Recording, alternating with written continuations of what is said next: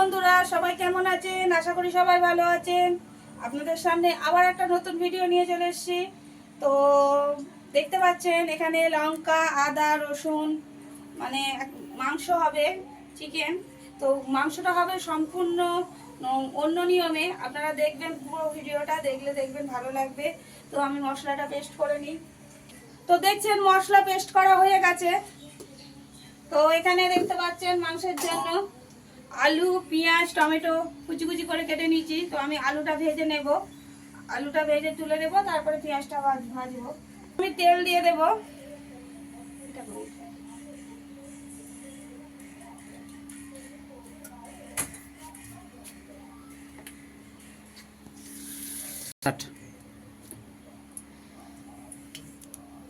আলুটাকে আগে ভেজে নেব।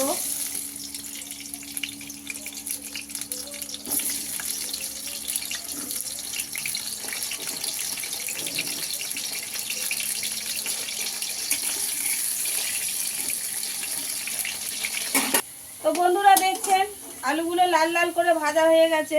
তো আমি আলুগুলোকে তুলে নিচ্ছি।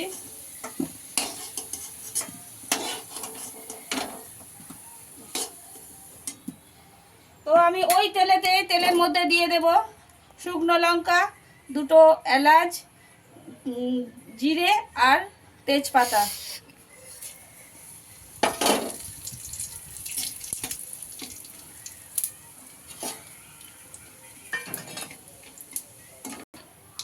তো এটা হয়ে গেছে। এবার এর মধ্যে আমি পেঁয়াজটাকে দিয়ে দেব।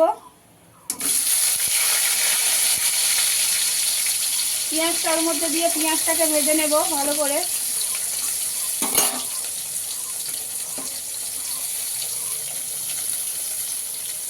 পেঁয়াজটা ভালোভাবে লাল লাল করে পেঁয়াজটাকে ভেজে নেব। আপনারা কিন্তু রেসিপিটা ভালোভাবে দেখবেন সম্পূর্ণ অন্য রকমভাবে করছি, ভালো লাগবে। পেঁয়াজটা লাল লাল করে ভাজা হোক। তো বন্ধুরা দেখছেন পেঁয়াজ ভাজা হয়ে এসছে, ভাজা হয়ে গেছে। এর থেকে বেশি ভাজবো না। তো এবার আমি পেঁয়াজ ভাজা হয়ে গেছে, পেঁয়াজের মধ্যে এবার চিকেনগুলোকে দিয়ে দেব। এটা এইভাবে আপনারা রান্না করবেন, আমার ভিডিওটা ফলো করবেন, দেখবেন। কেন আমি এখানে আগে চিকেনগুলোকে দিয়ে দিচ্ছি, তাহলে চিকেনের যে গ্যাসটা, সেই গ্যাসটা থাকবে না। প্লাস চিকেনগুলো আপনার ভেঙে যাবে না, যেহেতু এটা মুরগির মাংস, সেজন্য গলে যাবে না।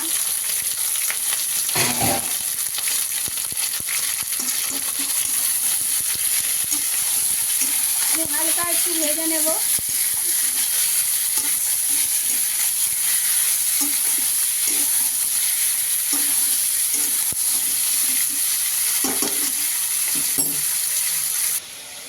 তো মাংসটা কিছুটা ভাজা ভাজা হয়ে গেছে, বেশি ভাজবো না, হালকা ভেজে নিলাম 5 মিনিট।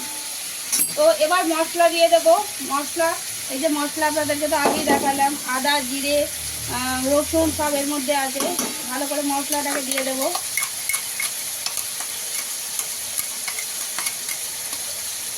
আর এখানে আছে হলুদ, লবণ, মিট মশলা আর কাশ্মীরি লঙ্কার গুঁড়ো, এটাও একসঙ্গে দিয়ে দেবো। পরিমাণ মতো দিলাম, আমার যেমন মাংস সেই অনুযায়ী পরিমাণ মতো দিলাম। আপনারা যেমন মাংস রাখবেন সেই অনুযায়ী আপনারা পরিমাণ মতো দিবেন। এবার মাংসটাকে ভালো করে কষবো।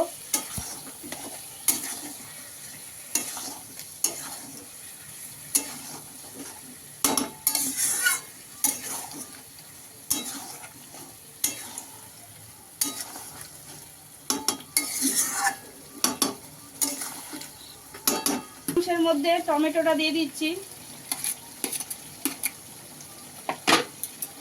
টমেটোটা দিয়ে একটু মাংসটা ভালোভাবে নেড়ে দেব। এখনই কি সুন্দর সেন্ট বেরিয়ে গেছে, যা হয় গন্ধটা।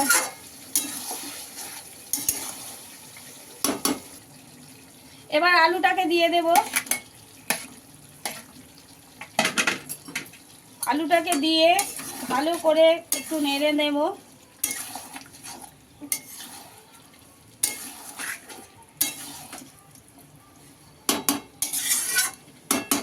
নেড়ে মিনিট 15 মতো এবার লো ফ্লেমে হালকা করে ঢাকা দিয়ে রেখে দিলাম। তো এবার মাংসটা খুলে দেখব। মাংস কিন্তু কষা হয়ে গেছে, দেখতে পাচ্ছেন। আমি কিন্তু এখনো পর্যন্ত মাংসতে জল দিইনি, ওই মশলার এতেই হচ্ছে।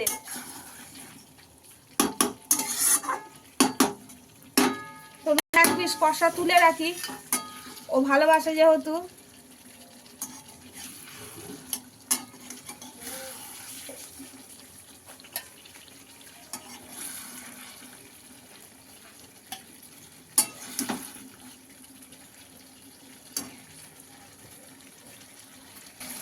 তো এবার জল দিয়ে দেব।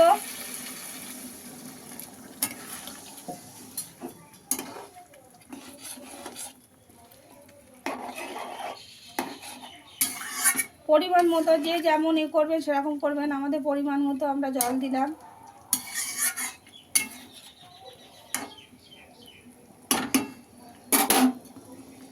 2 মিনিট ঢেকে দিলাম। তো ফুটে গেছে, ঝোল ফুটে গেছে, মাংস মোটামুটি শেষের দিকে হয়ে গেছে। আমি গ্যাসটা বন্ধ করে দেব।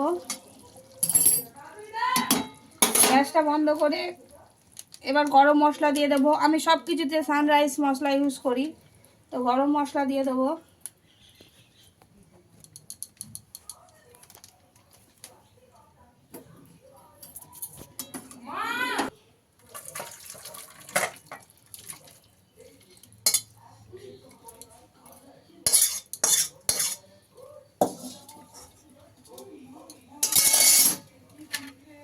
তো মাংস রেডি বন্ধুরা।